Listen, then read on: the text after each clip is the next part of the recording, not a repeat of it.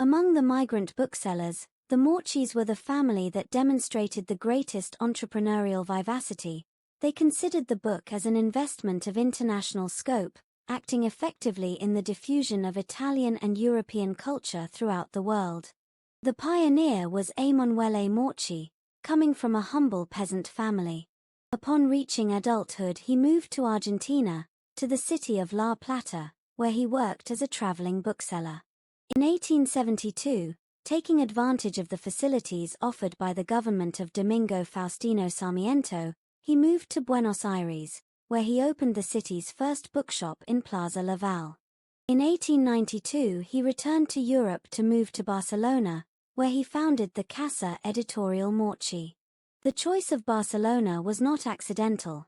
The Catalan city became a lively meeting point of literary, linguistic, cultural, ideological and commercial interests. Thanks also to its separatist political tendencies and the presence of the anarchist movement, a climate was created favorable to the development of new non-traditional publishers such as Maucci. The capitalist strength, the port and the official support of the government contributed to the rapid international growth of those with winning ideas. Here, taking advantage of the atmosphere of joy and carefreeness and the technological progress of the Belle Epoque and of the very meaning of the Catalan city, Emanuele Maucci will successfully launch a real invasion of the South American market, thus becoming the man, theorized by the philosopher Nietzsche, who started from the countryside and definitively broke away from those thousand-year-old archaic rural roots on which, until then, humanity had been based. At the beginning of the 20th century, Emanuele's brothers-in-law and cousins followed in his footsteps.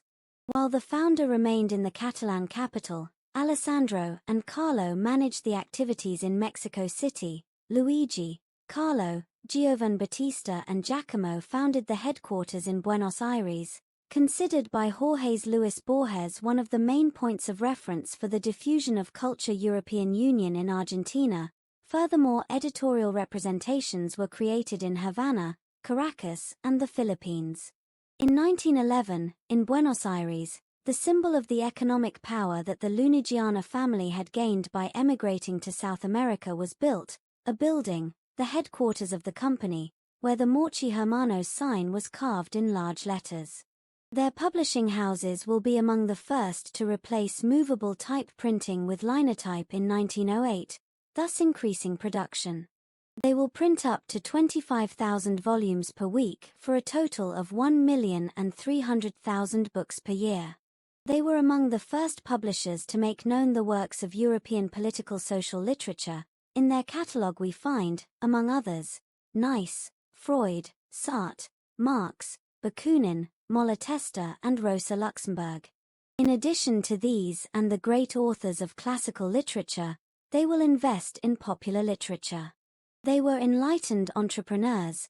They were the first to recognize copyright. In 1937, upon the death of this enlightened Lunigiana native, the Spanish cultural newspaper ABC paid homage to him with these words.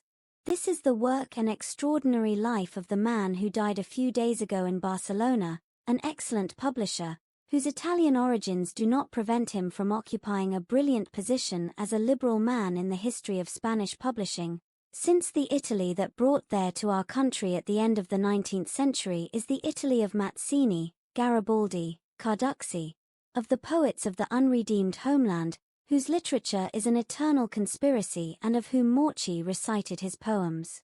With great declamatory style, more ardent verses.